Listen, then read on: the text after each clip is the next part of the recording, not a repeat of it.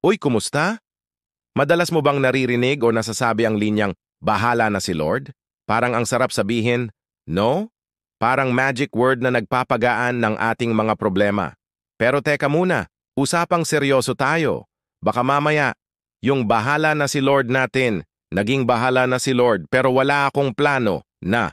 Alam mo nakaukit sa Biblia, sa Santiago 2:26, sapagkat ang pananampalataya na walang gawa ay patay.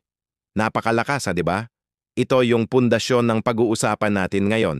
Marami sa ating mga Pilipino napakarelihiyoso. Palagi tayong nagdarasal, nagsisimba, humihingi ng gabay, at wala namang masama doon. Sa katunayan, napakaganda niyan. Ang pananampalataya ang nagbibigay sa atin ng pag-asa at lakas.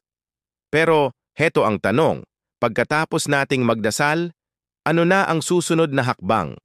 Hihintayin na lang ba nating bumagsak ang biyaya mula sa langit na parang ulan?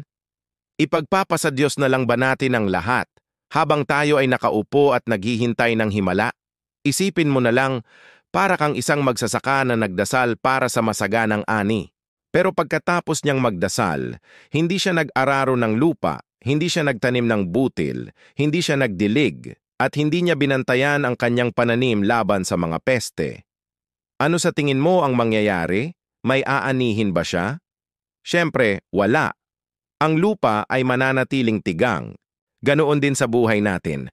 Ang pananampalataya ay hindi parang magic wand na iwinawagayway mo lang at biglang okay na ang lahat. Hindi ito tiket sa loto na umaasa kang mananalo ka ng walang ginagawa.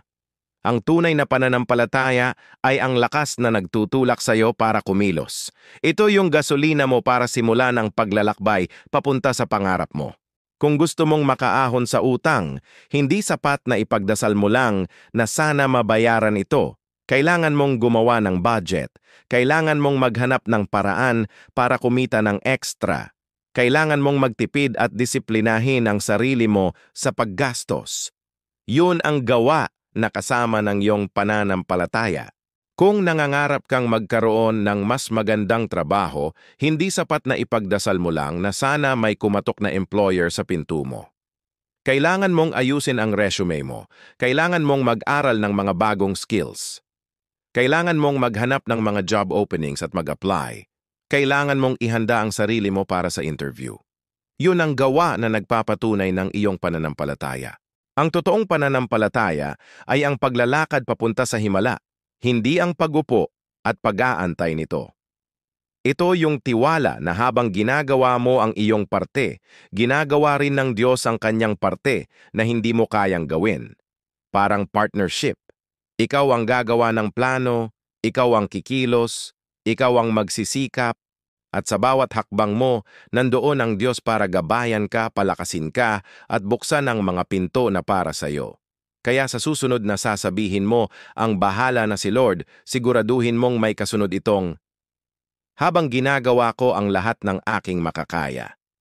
Manalig ka, pero kumilos ka rin.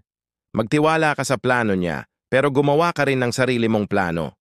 Dahil ang pananampalataya at gawa, parang dalawang pakpak yan ng isang ibon. Kailangan mo pareho para makalipad ka ng mataas. Sana may napulot kang aral sa ating usapan ngayon.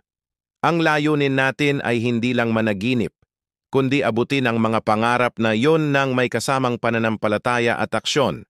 Maraming salamat sa panonood at pakikinig. Kung nagustuhan mo ang video na to at gusto mo pa ng mga ganitong usapan, huwag mong kalimutang mag-like, mag-share at syempre, mag-subscribe sa ating channel Liwanag at Pag-asa TV. Pindutin mo na rin yung notification bell para updated ka palagi. Hanggang sa susunod, sama-sama tayong manalig at kumilos